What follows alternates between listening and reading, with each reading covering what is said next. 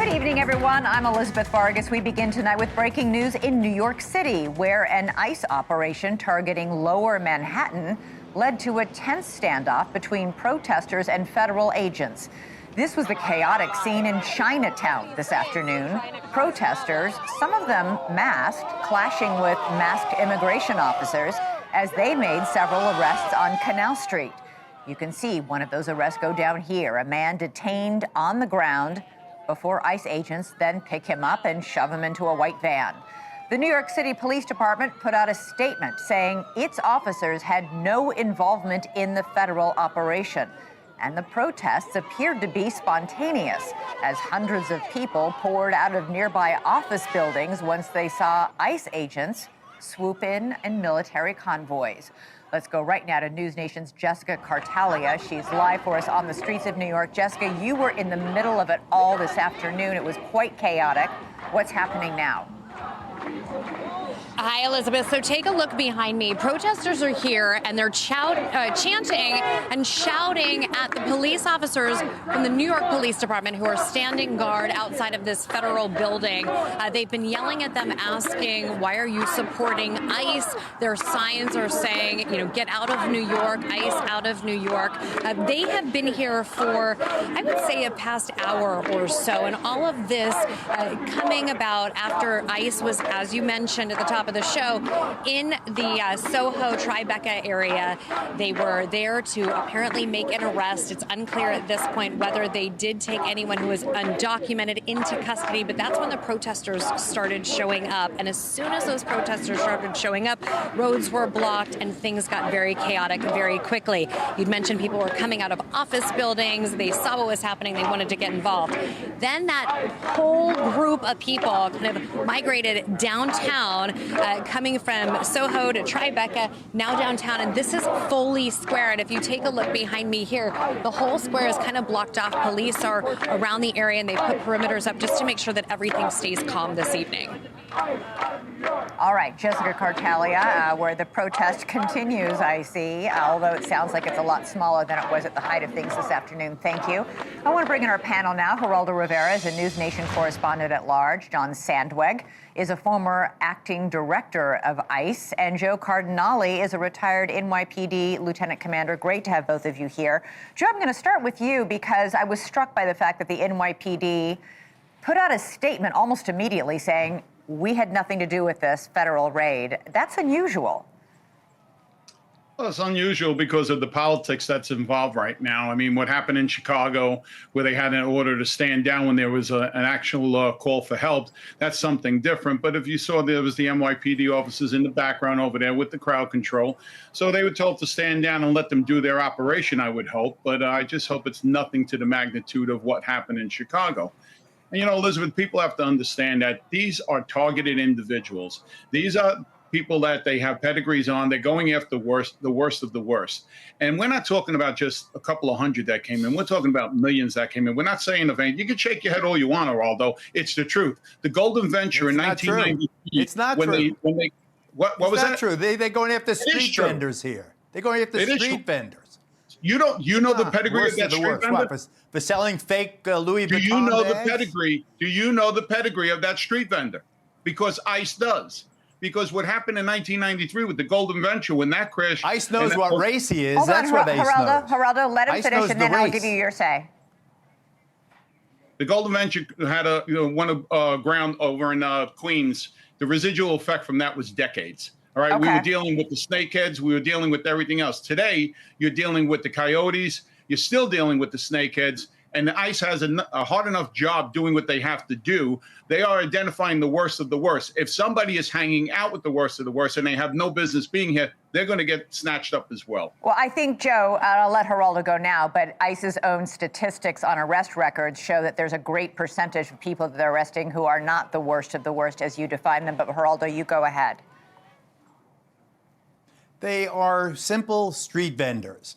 As far as I can tell, and I've called my nephews and my brother and other New Yorkers what went on here. These are basically African and Asian, it's a Chinatown, remember, street vendors who sell the fake bags. They've been a fixture on New York streets, as the former officer knows, for many decades. It's a simple, ICE figured out, okay, they're not Caucasians, let's move in. They're not here legally. They made a couple of arrests. They may or may not be, I don't know. Either does ICE. So you don't scoop up all these people and just because of ethnicity or color of their skin, and then sort them out and then throw out the citizens and keep the non-citizens. I mean, what kind of world is that? Where people of certain ethnicities are targeted strictly from what they look like. And I think it's very deplorable. And I also believe the New York PD, the NYPD, holding their nose and making very clear they had nothing to do with this is an indication that the NYPD has a connection with the people. Where are the worst of the worst? Where's do you have a warrant? Do you have a name? Do you have some kind of, so we know who it is? No, we don't. I think that at this point, we don't. It's appalling. At this point, ICE has not released any information. We await that information. John, you were on this show just last night saying that you thought ICE agents in many of these cities were being put in bad positions by the administration. What did you think of what happened in downtown New York today? Sort of the convoys pulling up. It was not subtle. And of course, what happened was a lot of New Yorkers saw what was happening and came running, and it was a spontaneous protest and ended up with a lot of protesters getting arrested. Yeah, Elizabeth, I spent 5 years working with ICE, both at ICE itself and at DHS during the Obama administration. We ripped a lot of bad guys off the streets, made a lot of arrests of really serious public safety threats, and did it in a way that didn't generate this much controversy because it was done much more low profile. And I appreciate Joe's defense of the agents. I do. I have a lot of respect for these agents. They're out there doing a dangerous job, and they signed up in the vast majority of them really to protect public safety. But I think, let's be clear, what we saw today was kind of more like what Geraldo described. This was an operation designed, look, going after street vendors, and admittedly, HSI, one of the responsibilities is, enforcing laws against counterfeit goods. But this is the kind of work we've seen this administration has pushed these agents to do, which is more about volume of arrests and not those more targeted, lower profile, higher value arrests that we saw during prior administrations. But Elizabeth, quickly, you don't need to say I'm for immigration or against immigration, or you don't have to say I'm against immigration enforcement to not like what you're seeing. As I mentioned earlier, the Obama administration set record numbers of deportations, especially of criminal aliens. It just did it in a much more targeted, lower profile, less controversial manner. Well, as we're looking at video of those convoys coming down the streets, these soldiers running, or not soldiers, agents, but they have big guns, running down the street, how do you think it should have been handled that would have been lower profile and perhaps attracted fewer protests? They're bad guys operating in New York City, and Joe can tell you about that. But it takes, the way you do that is you're in the office, you're doing that targeting work that ICE does do, or historically has done. Unfortunately, as we know, and it was widely reported, that the administration was frustrated with the arrest numbers and put ICE under a quota. And what that does to the officers, and again, I'm speaking this from someone who has a great respect for them, is they have to shift their tactics where you can hit Canal Street and you might run into 10 migrants and you make 10 arrests. But doing that more targeted work takes developing relationships with informants, doing, behind the desktop research in terms of building that target list and go out and get that individual. You might sink a dozen hours, Elizabeth, 20 hours into getting one guy, but that guy might be a gang member with violent criminal history, and getting him off the streets is a big deal. But unfortunately, this administration has really prioritized volume over quality, quantity over quality. And unfortunately, these are the kind of operations ICE has no choice but to conduct when they're told they have to make 3,000 arrests a day. Yeah, we've reported on the fact that to get the worst of the worst, these really bad guys who have, as to Joe's point, come across the border illegally in the last several years, to get them requires sometimes weeks, even months of undercover work and careful planning, and then a staged raid that is very surgical and precise. Perhaps not what we saw on the streets of New York City today.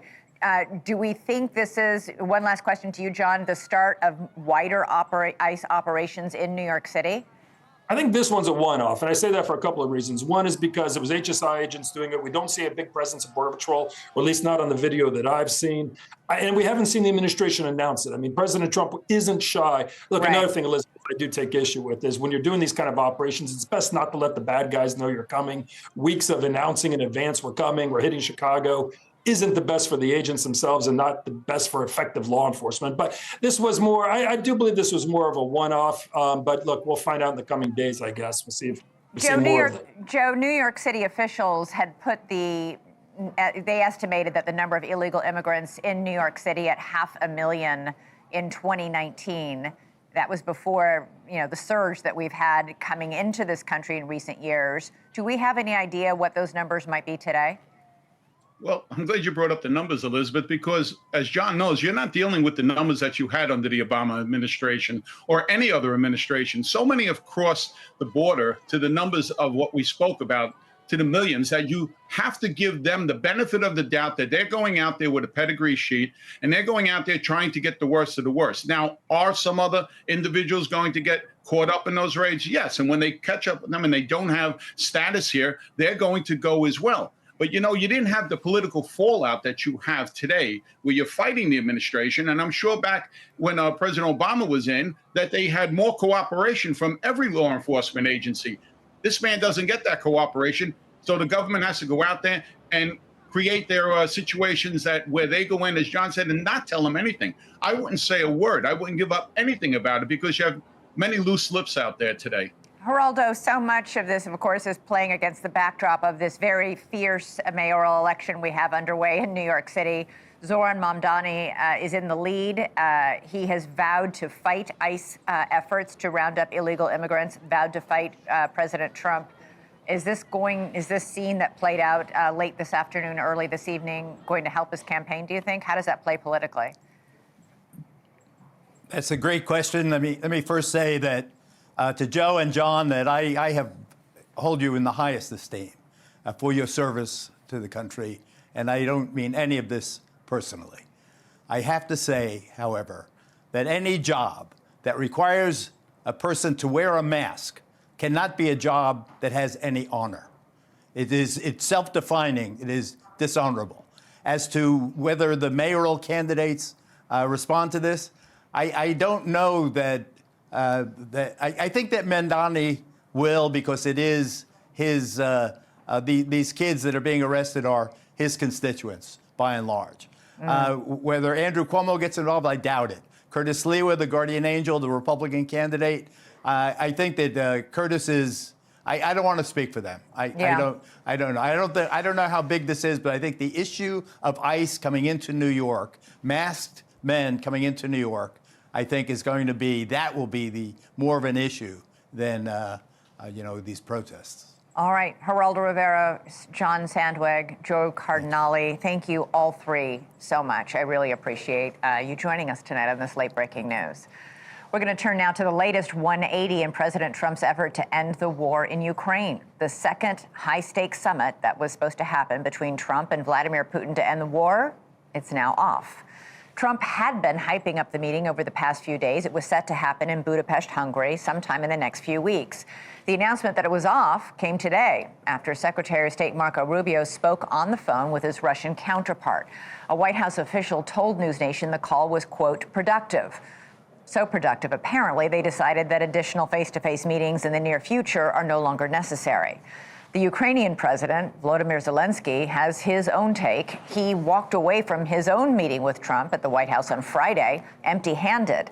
He had been hoping to get those long-range Tomahawk missiles from the United States to help in his fight against Putin.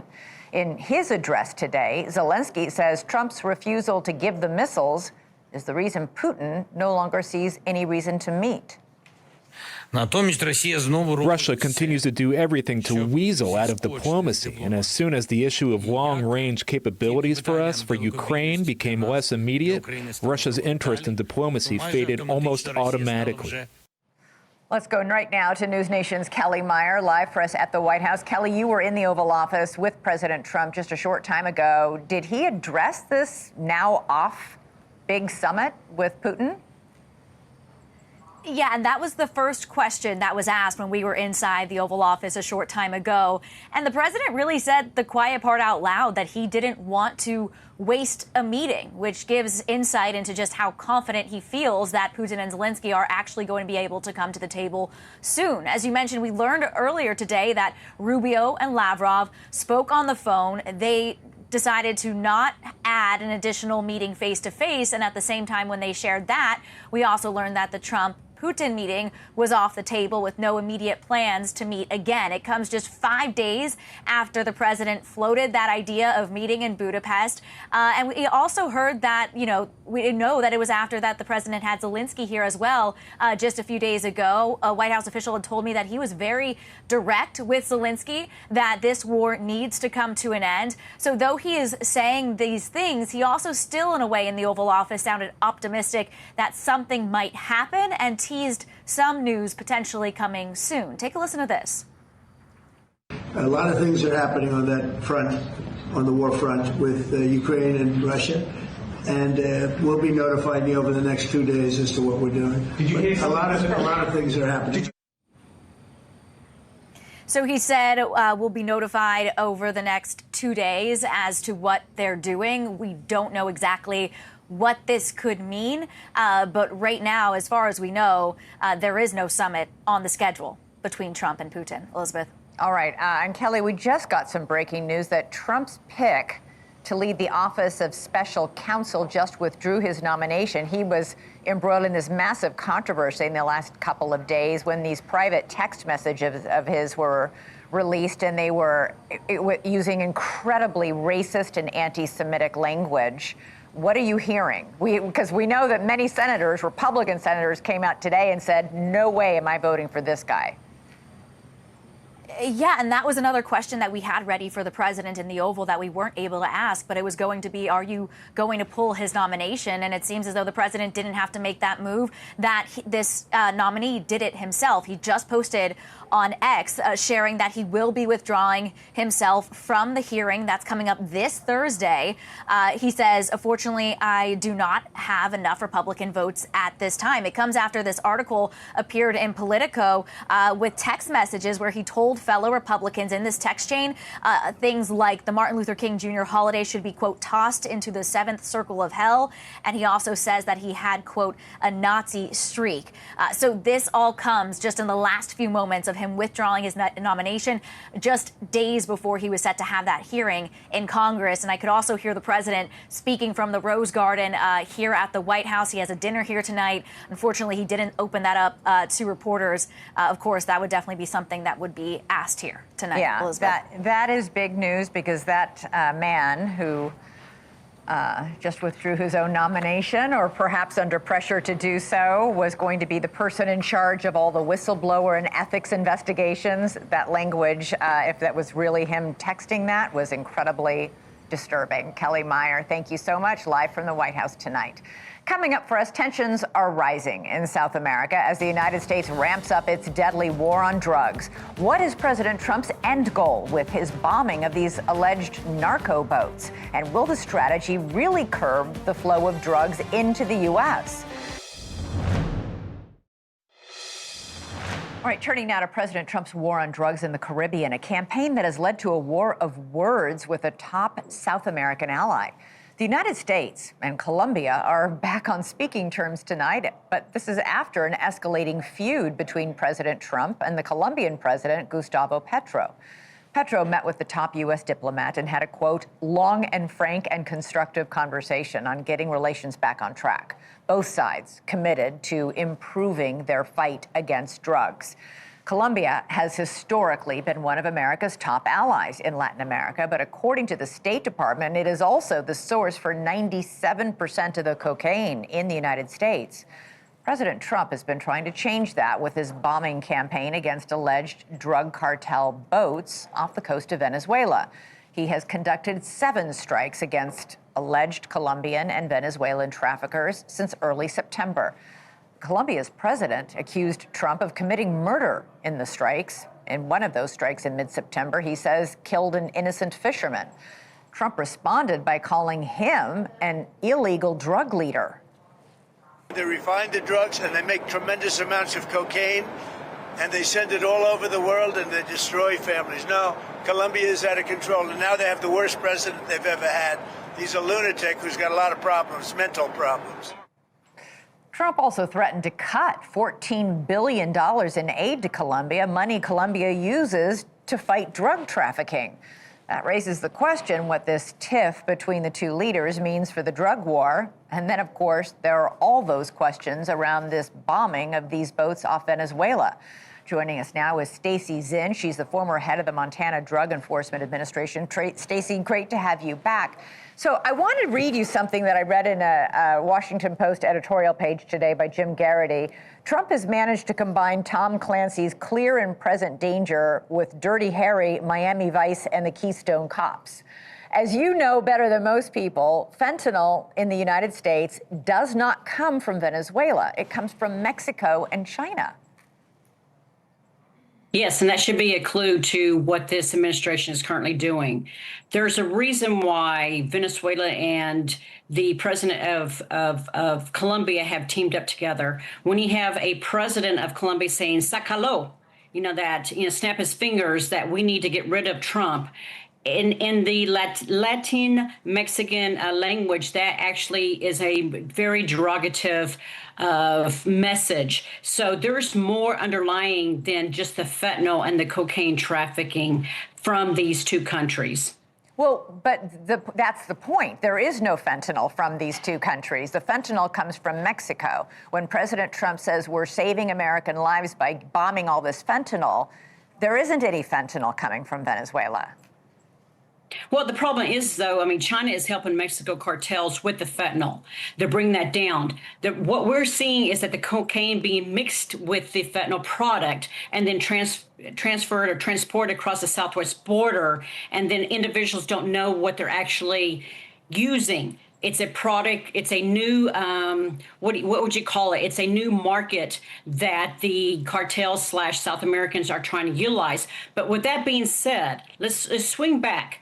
When you see that the U.S. forces are focusing on Venezuela, when you see Venezuela has gone rogue for the past 10 years, and they are actually supporting Hezbollah, and they're providing monies and training to this terrorist organization, there's more to this puzzle that we are able to see. Yeah, there are many people who question, given the reality that the president of Venezuela is such a bad character, and, everybody in Venezuela and around the world would be better off if he weren't president of Venezuela. There are questions that perhaps the goal here by the Trump administration is regime change in Venezuela as opposed to fighting fentanyl, which, as I said, does not come from Venezuela. But I do want to ask you just about the bombings of these boats, these small speed boats off the coast of Venezuela. These drug boats are 1,000 miles from the U.S. coast. And drug experts say they almost certainly are headed with that cocaine to Trinidad, and that cocaine would then go from Trinidad to Europe, not the United States. In other words, these small, fast boats could not go 1,000 miles to the United States. Well, with that being said, when I was based in Peru, we'd always hear the cocaine coming out of Colombia is going mostly to Europe. That does not matter. There's going to be a shipment of cocaine that's going to off-shift and go to the United States. Right. The United States just didn't give up cocaine. Cocaine is a lucrative drug that's used by the higher individuals that have more monies. But you can mix fentanyl with the cocaine. The problem is that Venezuelans making money off of this. Absolutely. As I said, nobody is arguing that the president of Venezuela is not a bad guy and that what's going on in Venezuela is not terrible. But U.S. senators are growing increasingly unhappy that they've gotten no evidence from the administration about who's on these boats and what's on these boats. And this comes as the admiral in charge of the bombings suddenly resigned last week, reportedly because he was concerned about the legality of bombing these boats. So, the senators, and not just Democratic senators, Republican senators as well, like Rand Paul, have said, who are we killing in the name of this drug war? Somebody needs to give us that information. Well, respectfully, I like Rand Paul. I understand what their concerns are, but it's not up to us right now to reveal what our investigation is indicating. And when I say us, the U.S. government / intelligence group, we do know that there's bad actors coming out of Venezuela. We know that we have a bad, maybe an illegitimate president that is controlling Venezuela. We know since 2005, under Hugo Chavez, they have been drug trafficking massive amounts of drugs to the United States and getting the monies back, which funds the terrorist organizations like Hezbollah and other such, maybe Right. Hamas and other illegal groups. Yeah, So I think the questions from the senators are that usually the protocol is you shoot up the engine of the boat and arrest everybody on board. You don't just, bomb them and kill them without a trial. I think those are the questions. With that being said, then give us more boots on the ground. Give us more resources. Give us more funding and stuff. We are looking at needles in a haystack right now, Right. and us be able to get these. We've got intelligence. Obviously, there's intelligence indicating that these are bad actors in these ships and stuff like that. If and Congress maybe, would be a little bit more. Yes. Yeah, maybe the administration will share that intelligence with members of Correct. Congress who've been now demanding this loudly for weeks now.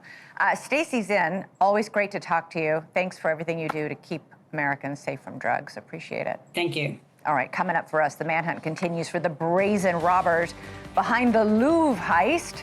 And now we're learning just how much those jewels are worth. It is a staggering amount. And there's even a Kardashian connection. We're going to tell you all about it next. Tonight, we're learning more about that shocking smash and grab heist at the Louvre Museum on Sunday as the manhunt for the brazen thieves goes global. And the clock ticks down in a desperate race to find the stolen jewels intact.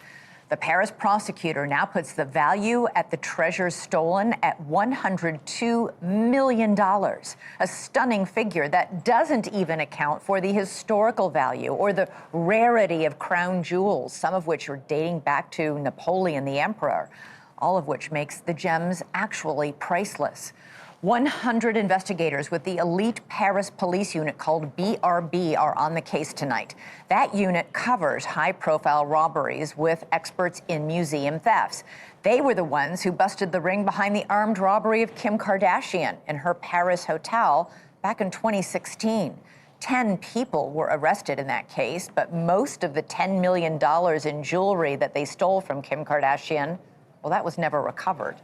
It is feared that may be a repeat in this case as well. Experts say the thieves could be dismantling the highly recognizable treasures as we speak, all to move the stolen goods quicker and easier. Is a tactic investigators say has been on the rise recently with a spike in museum thefts across Europe. In France alone, at least 4 other museums have been robbed in the past 2 months. Smash and grabs of valuable treasures that can easily be broken down and then fenced. Meanwhile, France has ordered a security review of the Louvre. The museum's president has been summoned to appear before the Senate Cultural Committee tomorrow to answer questions about the brazen theft. While today, the French Minister of Culture appeared before the National Assembly. She told lawmakers that the Louvre Museum's security apparatus did not fail, adding, "That is a fact."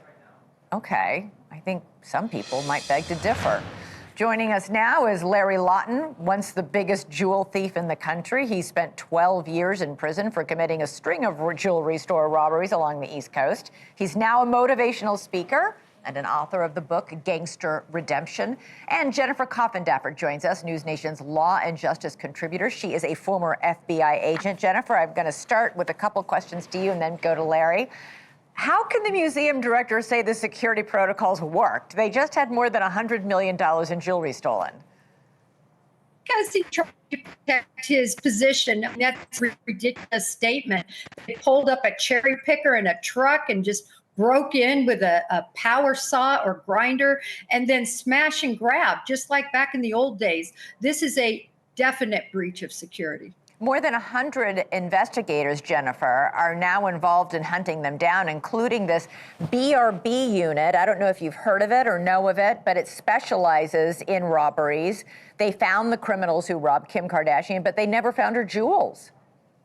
Yeah, that's the big problem. I think in this case, that offense would have already been lined up, at least for some share of this jewelry that they would need defense. And Elizabeth, I think that was done well in advance of this.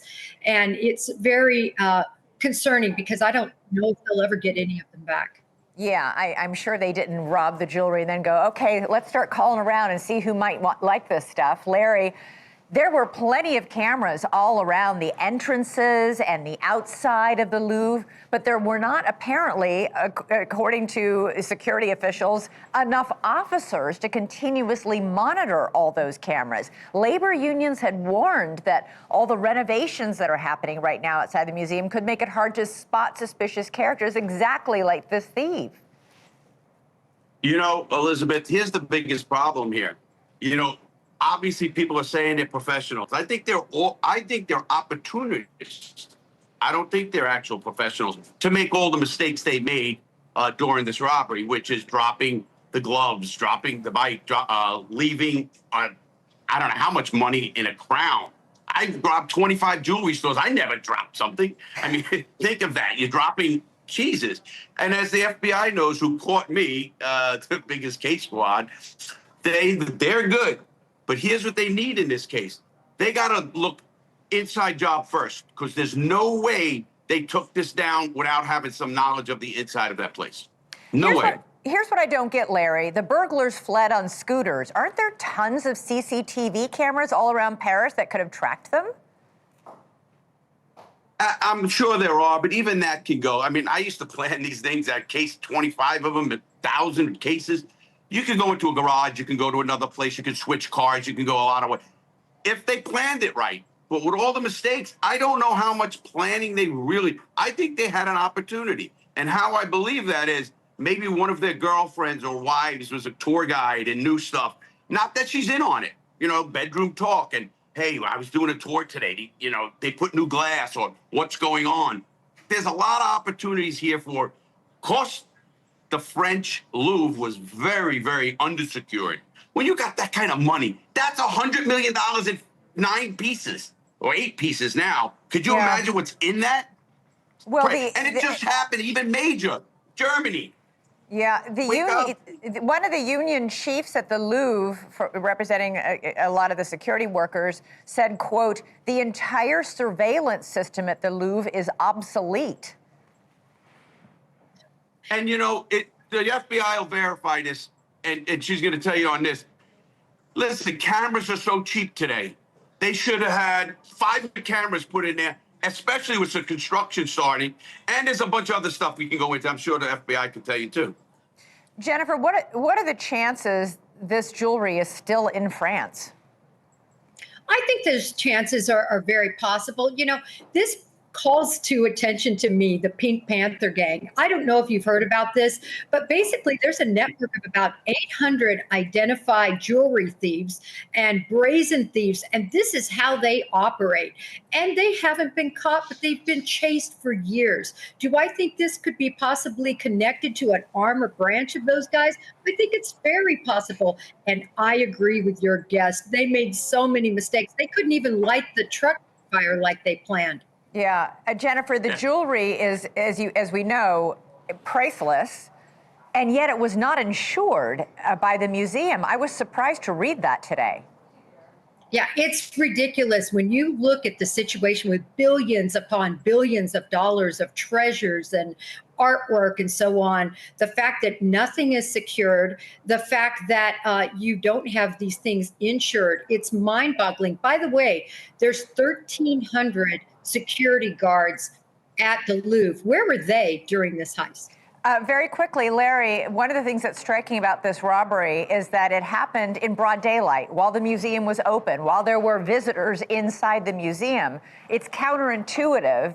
Most of these kinds of robberies take place at night when the museum is closed. Well, not really. I never robbed a jewelry store at night. They were always in the day. There's a lot of variables. And here's why. You have to know where the sun is rising and sun is setting. If the sun rises in the east, like in the United States, and a store window is facing east, I know that I have 2 hours. You cannot walk. You can't look in there unless you put your hands to the glass. Right. Not only that, they're self-insured, meaning it's a government. You know, I mean, you're going to get money from insurance company that's going to go insolvent because they can't pay that money anyway. The insurance, it's the lack of security. Listen, they have games out there. I play GTA. I'm a streamer on GTA, and this is a game. Okay. This is a game. Larry Lawton, you are entertaining as always. Jennifer Coffindaffer, you are informative as always, and I thank you both. Very much appreciate it. All right, as we showed you at the top of the show, ICE agents conducted an operation, a very big operation in downtown New York City today. Chris Cuomo joins me now. This led to a clash between protesters and federal agents downtown Manhattan. It was, as the former ICE director said, not subtle. Big military convoy, and spontaneously crowds began to gather and protest. Yeah, look, I mean, this is just ugly any way that you look at it. I'm actually happy that you didn't read what was on the prompter saying that ICE targeted New York City. You know, and it makes it sound like they're an opposing force, and they aren't. I mean, you and I both know the situation down in Chinatown. People selling knockoff things are doing something that is patently illegal, whether they're citizens or not. Now, so why are they there? Because enforcement is uneven, because there are other priorities for law enforcement, because there's a culture of acquiescence, and everybody likes to get cheap stuff, right? So are the people there, are there a lot of them that aren't citizens? Yeah. Are there a lot of them that aren't here illegally? Yeah. How do we know? Because when they do make busts, they often find people there who are exactly that. Now, should that be the end of the analysis? No. Because how you do it matters. And the NYPD can say, we had nothing to do with it. Don't protest us. It's not the right answer.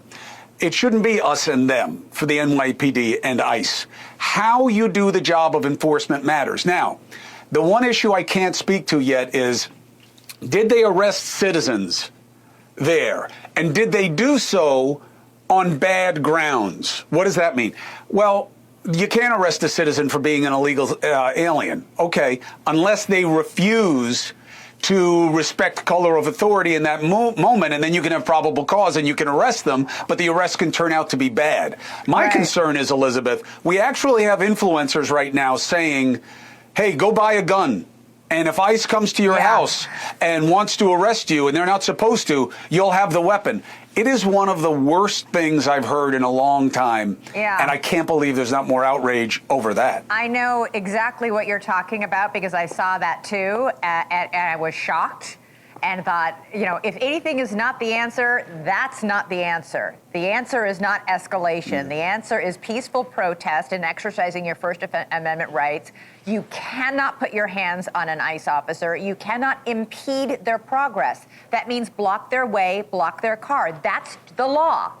And by the way, there are statistics that show peaceful protest is twice as effective as violent protest. Stick to your guns if you want to protest, but do it peacefully, and you will get what you hope to accomplish. The answer is not violence. The answer is not using your body and you know to impede these agents in any way. They are just doing their job. The answer is to exercise your free speech and your right to vote when the next election comes if you want to change things. Anyway, I'll get off my soapbox. You have the right. You have the right. You have the right to make that suggestion, but it doesn't make that suggestion right. And look, the answer is if there's a bad arrest, sue. Right. That's why we have the court system. So I'm taking that on tonight, and we're taking a look at it from all sides because that's what we do, my friend. So let me jump. Thank you for watching. Subscribe below and download our NewsNation app right now on your phone, and you will get fact-based, unbiased news for all Americans.